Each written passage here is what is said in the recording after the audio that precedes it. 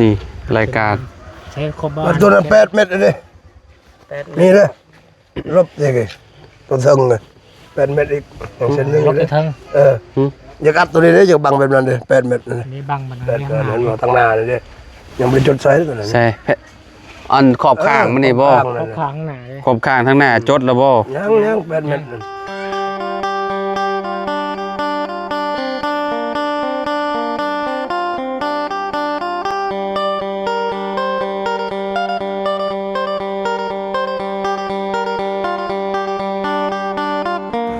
ลังน้อยก็8 แผ่นเอามาก่อนอื่นก็สบายดีเด้อทางสร้างแหละเนาะ มาจับจูดแล้วได้เนาะขออนุญาตเด้เนาะนิบไม้เนี่ยน้อยนึงเนาะโอ้จักมือเฮามาบ้าน4มื้อที่5ก็เดินทางมาเนาะบ่าวบุญเนาะก็มื้อเจ้าหยุดมื้อนึงแม่นบ่ปูแป้นแล้วบ่ ปูครึ่งนึงปูแล้วเนาะสังกะสีนี่คือแบบทางล้างนี่ด้านล้างนี่ก็ประมาณ8ทางหน้าก็8เนาะแม่นด้านล้างนี่ยาวเท่าใดนี่6 เม็ดเศร้าบ่6 เม็ดเศร้า6 เมตรเช้าบ่บ่ได้ใช้ตัวมอบทางหน้าบ่ใส่ได้ใส่บ่ แม่นใส่มอบคือแบบนั้นแหละน่ะมันใส่แล้วบ่ถึงซำนั้นเด้ต้องใส่แม่นต้องใส่มอบนะมันจะงามใส่มาตรงนี้10 เซนเอา6 เม็ด10 6 เม็ด10 6 เมตร10ฝั่งนี้เด้ขึ้นทางเรานั่นขึ้นมากันเราขึ้นวัดเลยอ๋อทางสร้างจันทร์บ่วัดให้ชัวร์ๆหน่อยเด้อ เนาะแค่นี้เราว่าอันนี้6 เมตร10เนาะตัวนี้เนาะแค่นี้มาบ่ใส่นั่นประมาณ6 เศร้าบ่6 เศร้าอ๋อต้องใส่ตัวครอบแล้วมันจะงามครอบเอาพี่น้องเอ้ยเนาะไอ้ฝั่งนี้ยังบ่ฮู้ว่าสร้างจันทร์มันเป็นคนแม่นครอบแบบนี้แหละครอบแบบบ้านน้องเต็งจริงนี่แหละจะงามอ่ะนะพี่น้องเอ้ยเนาะปูเรียบร้อยเนาะพี่น้องเอ้ยพวกเส้นเนี่ยนี่ก็รอวงกบบ่รอวงกบบ่บุญบ้านป่ามาบ้านเพิ่นมาบ้านติถ้าเรามาเพิ่นจะรอจังซี่แสดงว่าสมมุติว่าเฮายังบ่ได้สั่งมื้ออื่นนี่ยันบ่ได้มาแม่นบ่บ่ได้มาเลยยันเฮ็ดอยู่พุ่นก่อนอ๋อโอเคเอาถ้าสักสิมาบ่ได้แล้วโทรบอกได้มีแต่จดเอานำมาเจียมาจดให้แน่ยันลืมหั่นน่ะอันมีบ่เจียได้ใช่น้องอนันตวันเอาเจียมาให้สร้างแลเพิ่นแน่มาถ้าเรามาก่อนขนาดทั้งปูนั่นเป็นวัดนี่ดิชัดเจนผู้วัดอ๋อนำสร้างจันทร์แล้วบ่มีแล้วบ่เลยใช้ติงอันน่ะเว้าจริงๆว่าใจดีเด้เราไปทางคือว่าอันนั้นอยู่ขึ้นไปว่าสร้างคือปูแบบซี่ว่าซั่นปูแป้นปูหยังเบิ่งในคลิปนั่นแหละเอาจุเลยได้มื้อนี้ก็ว่าปูแป้นบ่นี่ผมบ่เคยเห็นเฮือนแบบปูแป้นแบบนี้แต่ว่าเฮ็ดได้ก็เฮ็ดตามคลิปนั่นแหละเบิ่งนะเบิ่งตามซับจันลาวเด้อว่าลังแบบนั้นเด้อแม่นเฮือนอาเจียงปูแบบนี้ก็จะได้ปูแบบนี้นะปูแพ้ปูนี่เขาจะปูแบบนี้บ่ให้ปูแบบนั้นก็มันนะมันตามแบบมันแล้วก็ปูตามแบบมันแล้วบ่เฮ็ดตามแบบโอ้ยหน่อยเนาะอันนั้นทางสร้างจันทร์เพิ่นจดให้เรียบร้อยแล้วล่ะว่าไปโดนลมทางแนวไม้เด้บ่ปูแนวไม้ว่าซั่นโอ้ยว่าคันปูแนวไม้ก็ได้ถือว่าเฮาส่งครั้งนี้มันอีกส่งออกได้ปูแบบนี้เห็นบ่มันอยากทางมาโอ้ก็แบบนี้แหละแบบเฮือนมันสิให้มันคือการเบิดมันก็บ่ได้แหละมันก็เนาะห้องนอนก็คือที่ว้าวกันหั่นแหละเนาะ2ห้องนอนน่ะเพิ่นนั่นแหละไอ้ฝั่งนี้ก็ใส่ประตูเนาะวงกบเนาะฝั่งนั้นก็วงกบแล้วสิใส่วงกบ5 6แม่นบ่ประมาณ6ก็แล้ว6เนาะห้องนอนนี่คิดเลยเหรออาจารย์แม่นห้องนอนนี่ปึ๊กอยู่ทางนั้นกับทางนี้ขึ้นมาแม่นนอนแม่นขึ้นมาแม่นมองนางลิ้นบ่เลยไปฝั่งนี้ก็สิใส่เนาะใส่ประตูปงเอี้ยมฝั่งนั้นปงเอี้ยมแต่ฝั่งนั้นก็สิเป็นมองระเบียงทางนั้นก็ได้ระเบียงอยู่มองหันแล้วมองนี้แม่นล่ะปงเอี้ยม2ฝากไปเลย ถึกแล้วพี่น้องเอ้ยเนาะมันก็สิงามถ้าปิดไปเบิดน่ะว่ามันสิเป็นจังไดเฮือนทรงโมเดิร์นน่ะถ้าปิดไปสิเป็นแบบใดเจ้าคิดสภาพสมมุติว่ามันปิดเบิด เรางามแล้วกันปิด เอ้ามันก็บ่แม่นทรงโมเดิร์นแหละ แน่นเลย เ ปิดทางบันไดขึ้นทางนั้นเห็นบ่ธรรมดา อฟซีอ้ายฝั่งไทยก็ว่าโอ้ยทรงเฮือนอาเจืองคักแล้วเนาะอยากได้แบบนั้นแหละว่าซั่นเพิ่นก็แสดงความคิดเห็นมาเพราะว่าเพิ่นซอยมาคือกันเด้แต่สีนี่ก็เพิ่นอยากให้เป็นสีอีหยังออกเทาคือเฮือนน้องเอ้ยอย่าเว้าน้องว่าเฮือนบ่าวตะโล บาตะโล แบบนั้นน่ะ เข้า สีเทาได้พี่น้องเอ้ยเนาะ พี่น้อง ยืนน้องเจืองทางนี้เราเขาใส่ลูกติ้ง เห็น เห็น บ่ บ่ จันแม่นลูกติ้งถูกต้องถูกต้อง ตัวนี้ก็ลูกติ้ง ลูกติง เนี่ย มุมนั่นก็ลูกติง นั่นน่ะ มุมนั่นปิดมุมนั่นปิดแมนมุมนี้ก็ปิดถูกต้องแล้วเนาะ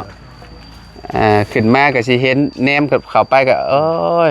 เนาะ มันถือแล้วกับ ถูกแล้ว น้ำหนาวมานี่ เวลาเฮาสินั่งกินข้าวหรือว่านั่งแนมไผก็ได้นะแนมเบิ่งน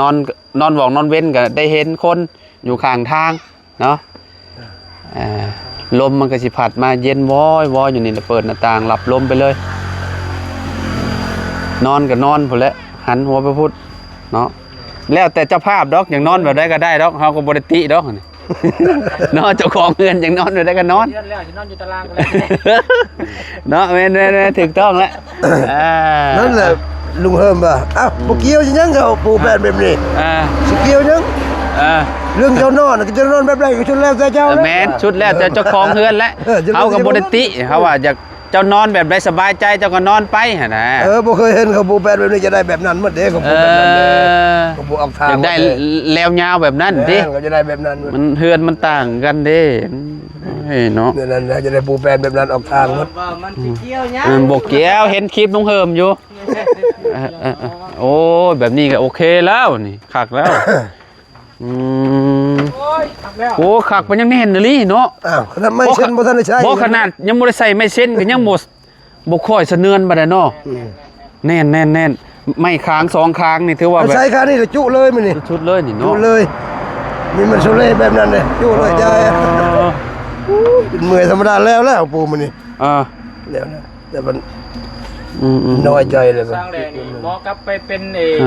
สร้างผู้เคลื่อนในเจ้าบ่าวเจ้าสาวใหม่ๆเนาะ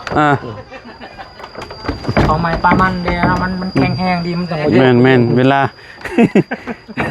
โอ้ยังอยู่เนาะโอ้ใบยังนี่โอ้บ่บุญขึ้นเฮือนนี่ความเรียบร้อยแล้วนี่ โอ้มีใบเซียนพร้อมบ่เฮ้ย นี่แล้วนี่ โอ้มีนี่ดิอ๋อเนาะ ใบหนึง เอาไปซื้อเลขมาเล่นใช่มั้ยยัง เนาะโอ้คักเด้อเฮือนลาวเด้ออ๋อเน่นน่ะลี แน่นเว้ย เน่นเนาะเราบ่ได้ใส่นั่นก็ยังเน่นเนาะอ๋อเน่นน่ะลิ ประกอบเลย คักยังบ่ได้ประกอบอันนั้นก็ยัง ประกอบ 48ได้เนาะ ประกอบข้างคือมันแน่นเลยครับ เพิ่นว่าเพิ่นเอาห้องได้ก็ใจดีเพิ่นเอาห้อง โอ้ย นี่ เรื่องห้องนี่ก็3มื้อแล้วเฉลยเรื่องห้อง หรือว่าห้องนี่หรือว่าห้องนั่น ตัดแบบนี้เราจะตัดแบบนี้ แค่ห้องสำนี่ก็ คันเนาะเอาห้องนี่กับห้องนั่นก็ยังเลือกยาก ใกล้ เนาะ คักเด้อบ่าค่อยเฮ็ดแล้วค่อยบ่มางให้ได้บ่ได้แก้ให้ได้ แม่นแล้ว อย่าเฮ็ดทางใดก็เฮ็ดโลดบอกโลด อันนั้นน่ะ นั่นนะ ประตูน่ะเอาซิดไว้ข้างใดข้างหนึ่งเด้อสองฝั่งเด้อแล้วก็เอาปิดเอาอันดึงเข้าข้างในเด้อ ยิงข้างในเนาะ แม่นเอาอันอยู่ข้างในให้กับเจ้ามันจังเวลาอันบ่เกะกะเฮ็ดคนมานั่งมันเสียงอันนั้น งานเรื่องงานหยังไงเปิดประตูเข้ามันจัง โอ้คะแนนว่าบ่ติดอันนั้นนี่แล้วเนาะปู่เป็นเนาะ บ่ติดยังบ่ติดอันนี้นี่ติดปูไปประมาณว่า โอ้แล้วก็บ่เสร็จเท่านั้นนี่เฮาก็พักโอ้ยนอนเลยนะนี่พากันนอนเลย เห็น FC เพิ่น เมื่อย คอมเมนต์มาว่าโอ้ยว่าน้องใจะดีลังเลแล้วว่าซั่นเนาะแล้วน้องเพิ่นบ่เคยมีเฮือนคือว่าแหละพี่น้องเอ้ยเนาะก็บ่ติน้องเพิ่นแหละเนาะทางสร้างเพิ่นก็ว่าสิปูให้มันแล้วเลยมันนี่ก็ต้องได้โจ๊ะเขาว่า โจ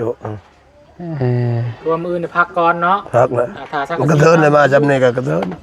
หรือว่าพร้อมมื้อใดสังกะสีเพนมัชลาน่ะอาจจะมาพร้อมกัน แม่น เนาะว่าจะ แม่นแม่น เราต้องได้พระแผ่นพัชระที่ใส่ปันลม แม่นต้องมาพร้อมกัน มา แบบ พร้อมกัน แบบ เป็นลม แบบว่ามีแต่คิดไล่ตอนนี้ก็บ่ทันบ่หรือว่าจังใด ทันอยู่ประจำนี่ ประมาณลักเท่าไรเจ้าว่าคิดว่า ตับยังมี5 อันเนาะ อืม 5 แผ่นเนาะตับหนึงเนาะ แม่นตับ1 5แผ่น 4 เมตร 4 เม็ด ยาว4 เมตรตัดลงหาแผ่น ยังมานี่เนาะ เอามาเบิ่งสาวอันนั้นเนาะสาวตับเนาะ เสาตับ 100 แผ่นเนาะ เสาตับ100แผ่น อืม อืม คันบ่พอก็ซื้อเรือก็เรือ บ่ บ่หลายเนาะ เฮาสั่งน้ำสร้างเวียนแล้วว่ะ แม่น เฮาสั่งมาเกินเพราะว่ามันเหลือ คืนแล้วเนาะ รอบแล้วดิ เดี๋ยวเฮาสิล้มกับลาวดอก สบายแบบนั้น เดี๋ยวเฮาสิล้มกับลาวคันว่า บ่พอ อ้ายเฮาอันมันเหลือแล้วเฮาสิคืนเจ้าแล้วก็สิเว้าง่ายอยู่ดอกทางอ้ายเพิ่นก็ได้ เพราะว่าล้มกับลาวเลยเด้คันว่าเฮาสิสร้างนะเฮาสิสร้างน้ำลาวไม่อันแผ่นลูซิ่งนะเฮาก็สิสร้างน้ำลาวเลยนะเอามาเบิดพร้อมกันเลยนะ 120เนาะ แม่น คือเหลือก็คืนแล้ว ก็ได้อยู่ดอกพี่น้องเอ้ยเนาะ เงินว่ามัน โอ้ทันอยู่ดอกเนาะบ่ฮอดเข้าพรรษาดอกเนาะเพื่อนเนาะ บ่เอาเนาะ ประมาณสมมุติว่าอิหยังมาครบนี่ก็แป๊บเดียวได้พี่น้องเวลาเฮ็ดเนาะสังกะสีมาแล้วก็มุงตึมๆมือที่3ก็ใส่ที่นี่โครงหาง โครงห้างอันนี้เนาะอันห้องนุ่งห้องนอนแล้วก็นี่ห้องนี้สิ เอาหมองนี้พอดีเลยเนาะหมองห้องหนึงแล้วเนาะห้องเลยพี่น้องเอ้ยพอดีเลย คนละห้องเลย ประตู ได้ทางนึง ประตูก็ กลางเนาะ เอาไว้อยู่ข้างใดข้างหนึงเนาะเอาไว้อยู่หรือว่าเอาไว้ฝั่งนั่นก็ได้หรือว่าห้องหนึงเอาไว้อยู่นี้เนาะ แน่นอนอยู่นี่ ห้องหนึงเอาไว้อยู่นี้และห้องหนึงเอาไว้อยู่พุ่นเนาะหรือว่าสิเอาติดกันก็ได้แล้วแต่ อยู่นี่เนาะ แม่นอยู่นี่แม่ห้องแม่อยู่นี่ห้องลูกอยู่ฮะก็แล้วแต่ เจ้าของจะได้นะ เจ้าของมักนะแล้วเสียไว้อยู่มุมนั่นก็ได้แล้วแต่เพิ่นเวลาเข้ามาคนอื่นเข้ามาแล้วแนมสิบ่ได้เห็นหม่องเฮานอนเด้เนาะ อื่นน่ะซื้อไว้ในตะปู6เลย ตะปู6บ่ ได้ตะปู6ปู8นะ ตะปู6ตะปู8 แม่นเอาแนวระเก็ดรถ มัน8กับ6เนาะโอเคนี่น้องเอ้ย แต่มื้ออื่นนี่เป็นลุยอยู่พุ่นเนาะ แม่น ไปลุยอยู่พุ่นก่อนติใส่สั่งจานมาแล้ว บ่อยู่ทั้งนั้นจังแม่น3เมตร6บ่ 3 เมตร 60 ตัวนี้ตัวนั้น6เมตร20เขาบ่ให้เขาจะใส่หมอบไล่แต่6เมตร10เนาะ ใส่หม้อ 6เมตร10นะเยอะนะชู8 แผ่น6เมตร10 ตัวขอบข้างมันก็ยาวเท่าใดสำคัญ สำคัญนั่นแหละมันสำคัญเลยทางนี้ก็เอา8 เมตรเลยทางนี้8 แผ่นเลย แม่ชิดขอบขางเนาะ1 อืม 2เนาะ อืม 2 อัน อืม กับทางหน้า ทางนี้1 2 3อันพอดี3อันขอบข้าง ขอบขาง6 เมตร 10 2 อันข้างเทิงเด้ เอา8 เมตรเลย 8 เมตรเนาะ 8 แผ่นเลย 8 เมตร มันเรือก็จำได้จำเนึงตัดเอา ข้างหัวน่ะ8ลบตัวลบนี่8เมตร8 เมตรเลยเนาะ ยันมันอันนั้นติเวลา ข้างหน้าแล้วก็ลบ1 2 3 4 5 6 จบลบตัวนั้นเห็นลบของบริ ลบ เหยียบ ตัวนี้ หนึ่ง 1 เวลาใช้ผ้าต้องใช้ลบก่อนนี่เห็นบ่ ใส่ลบยันลบ แม่ยั ยัน นลบ อันนั้นเนาะ เด้ เอาแบบเรียบเลยแหละตัวนี้ เอาเรียบเลย แบบเรียบเลยเอา เหยียบตัวกลางเลยดิ หน้า40บ่ หน้าเอาหน้าเท่าไรหน้า4หรือ หน้าสี่เป็นยาวพุ่นบ่ บ่ กว้างพุ่นบ่3 เมตร6 1 2 3 4 5อันนี้ 30ก็เป็นยัง 30เนาะ 30 หน้า30 ทำบ่ได้30 40ก็เอา เรายศหน้า30จังเมตร ยาวนี่จังแม่นนี่ บ่ต้องแปด ฮะ 6 เมตร6 เมตร20นี่ ไม่เศร้า อืม ให้เราเขียน อืม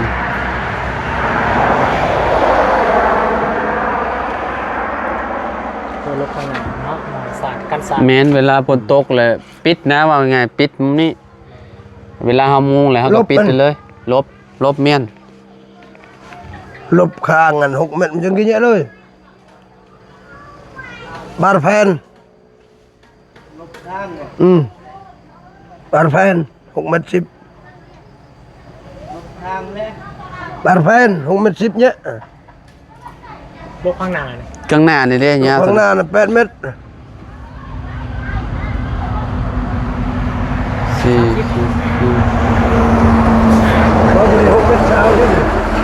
มันถึงแล้วบอกมันถึงแล้วว่า8 เมตรเลยมันถึงแล้วตัวนี้เอาเนี่ย ที่เทิง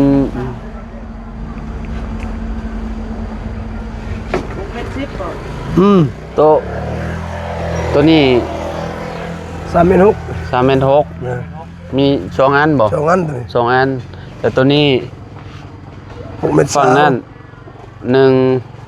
2 3แล้วก็มีอันนี้พร้อม 5 อัน5 6ทางตัวนี้เห็นบ่1 2 4เท่านี้ลบนี่อีก 6อย่าจดคนละโตกันเด้ออย่าเอารวมกันเด้อ ตัวนี้3 เมตร 6งอมเนี่ย อย่าเอารวมกันเด้อว่ะ 3 เมตร 6 2 แผ่น อันขอบข้างมันน่ะ กองกลางเลย ไปลงไปเบิ่งรายการนำกันอยู่ลงพุ่นแม่นเวลาสั่งมันจังอันนั้น 3 เมตร 3 เมตร 6 แม่น 3 เมตร 6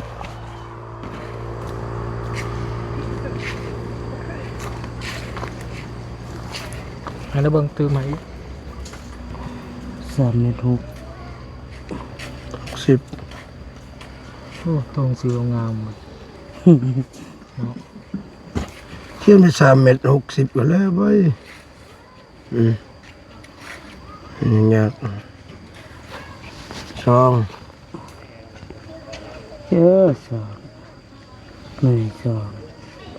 2 ลบข้าง2แผ่น3 เมตร 60 เซนนี่2แผ่นนี่6 เมตร 10 เซน มันเอาอีกนั่นอีก อัน ลบหน้า อันแผ่นอันนั้น 8 เมตรเลย แผ่นนี้ยังแผ่นลบอันนั้นแบบกันศาสตร์แบบว่าแบบเอาเป็นแผ่นเรียบนะว่าไงเอาแผ่นเรียบอะแหละ แผ่นเรียบบ่ แผ่นเรียบเก่งแผ่นเรียบก็ได้ เช่นแผ่นเรียบ หนา30 ประมาณ306 เมตรเช้าเลย เรียบ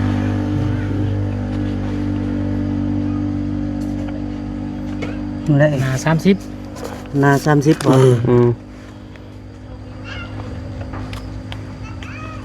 30 ยาว 6ยาว6 เมตรเช้า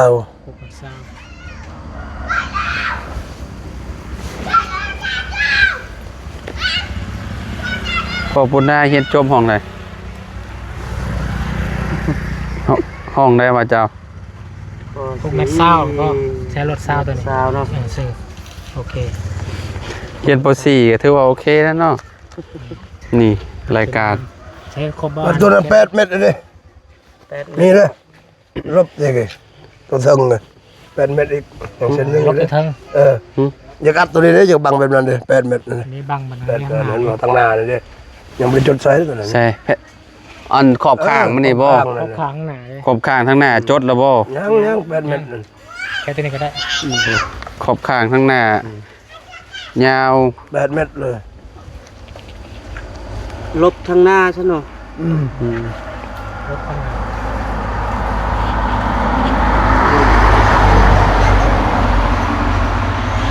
ไม่ดอกตั้งไอ้สร้างเบียดคนลบกับคนจะเข้าใจดีเอาแบบลบหมดเลย เอาแบบเพื่อนน้องจริง ลบทางหน้ามันแล้วแต่8 เมตรมันแล้ว 8 เมตรเต็มเลย ๆเอามาจากคนน่ะนี่ 4 บ่มานี่ แม่น มื้ มื้อวันมาได้แล้วจะเพิ่ม6คนละประมาณมันทำงานคนบุกอยู่นี่แล้ว ลบทางหน้า8 เมตร เป็นเม็ดอันนึงเนาะโตะไอ้ มวยยัง โอ้ย แผ่น 8 เมตรเช่นแผ่นหนึง แผ่นหนึง คันมันถึงมันก็ต่อมันก็จด4 เมตร4 เมตรอีก3มัน ผ่นหนึ่งลบทางข้าง8 เมตร จังสีชุดเยอะ 1 แผ่นสังกะสีมุง8ยาว6 เมตร 6 เมตร 6 เมตร แผ่นยาว6 เมตร 10 เซน 6 เมตร 10 เซน จักแผ่นมัน แล้วก็ แผ่นเนาะ แล้วก็ข้างหน้าอีก8 แผ่น 8แผ่น ยาว3 เมตร 3 เมตร 60 เซนแล้วก็ลบข้าง 2 แผ่น 2 แผ่น 6 เมตร 10 เซน แล้วก็ ลบข้าง 2 แผ่น 3 เมตร 60 เซน เออ แล้วก็อันนี้อันโตนี่แผ่นเรียบ เรียบ 30 ประมาณ 6 เมตรเช้า อันหนึงเนาะ อันนึง แผ่นหนึงเนาะ แผ่นหนึ่ง โอเคแผ่นหนึงประมาณนี้เนาะ ละเอียดคลิปถ้าว่าผ่านนี่ก็ซื้อไว้ได้แล้วเนาะ เนาะเบิดสำนั่นติ เด็ก มา บิ๊กน้องนั้นเด้อน้องจริงๆบิ๊ก โอเคขอบใจละลายอ่ะ ไปบ้าน โดยกลับบ้านก็มุกขอบใจอยู่ดีไม่แห้งจ้าโดย มือฮือพอกัน ไปเนาะพี่น้องเอ้ย มากับวันนี้ยังมาฝากแต่ได้มาสั่งเลย มาแต่ร่างกาย ประมาณนี้พ่อแม่พี่น้องเอ้ยเนาะเพื่อนน้องเพิ่นก็ถือว่ามองไวทันใจเนาะพ่อแม่พี่น้องเอ้ยจังได้ก็ขอบคุณเนาะพ่อแม่พี่น้อง FC เบิร์ดสุขูสู่คนเนาะที่ติดตามและเป็นกำลังใจให้เด้อพี่น้องเด้อเนาะทางสวีบ่แม่นเชลลี่สบายดีเด้อลูกสาวดิ ลูกสาวญาติเงินมาเผา โอเคพบกันคลิปไหนเนาะสำหรับคลิปนี้ก็ขอตัวแล้วสบายดีเด้อโดยไปพี่น้องเอ้ยเนาะ